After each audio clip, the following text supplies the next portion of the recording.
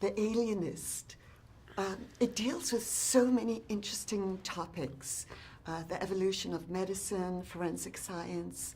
Talk about the appeal of the role for you. As you said, the material was so rich that I got attracted to be part of the project right away after I read the book, because it tells you a lot of fascinating aspects about history at the time, the history of New York, but also the history about the beginning of so many fascinating sciences like psychology, like forensics, as you just said.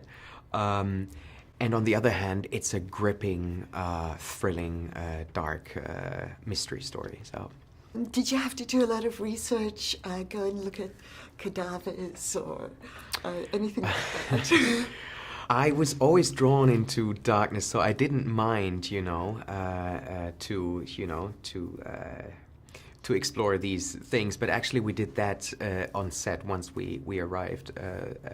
The whole preparation process was quite intense because I really wanted to get into the mindset of that brilliant psychologist, who himself is also a very traumatized man. And happily, I must say, my wife is a psychologist, so it was great to also get to know her better and her job, but also to be, to get all this precious information from her that I needed. So she put me in touch with professional psychologists and criminal psychologists in Germany, and I read many books, biographies about Freud and Jung and Breuer, and I could tell that Caleb Carr was maybe inspired by some of these famous psychologists. So it was a very interesting process, because I'm a fan of history, and to put yourself into the mindset of somebody as fascinating as Chrysler and to explore that period is very filling. It's a very complicated character. Were you able to leave him on the set, or did you find some of that angst coming home with you?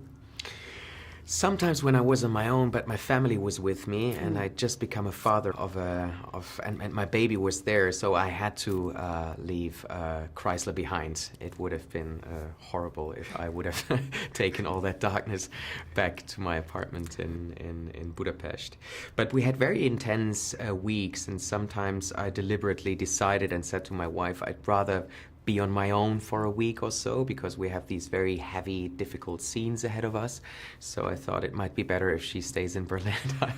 There's nothing like a new baby to lighten one's spirits. Exactly. Well, how old is she now? A week ago, he had its second birthday. Congratulations. I was also wondering how important Budapest was as a character, even though it's doubling for New York. I have to say, for our purposes, it was the perfect city. And I didn't know Budapest before, so I was irritated at first, because I thought, we all know New York and we know the architecture of New York, and I thought to recreate this in Europe and in a city like Budapest sounded difficult to me. But the second I arrived in Budapest, I realized that's the perfect place for that period. There's so much grand preserved architecture to tell, the rich upper class New York. And then the work they did on the studios in rebuilding the streets of New York was breathtaking. I remember the first time I was walking along Mulberry Street with Luke Evans. We were mesmerized and blown away by the perfection of the recreation of New York. We got to do a set visit there, and seeing all the mud in the streets was just so impressive. Mm-hmm. It's called The Alienist, and you were born in Brazil and then moved. I was wondering, have you ever felt like an alien or out of context?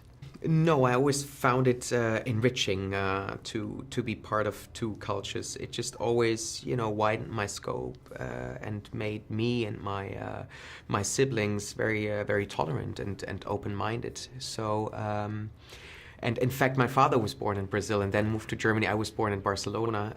Sorry. So in Europe, we always went back and forth because it's not that far away. So we always went to Spain 3 times a year and kept the Spanish culture alive in Germany. So it was always a very symbiotic, great experience to be part of both cultures. As we wrap up very quickly, I hear you doing a next segment for this series. Can you tell us anything? I'm afraid I can't. Such a secretive show. It has to stay like that. Thank you so much for your time. Thank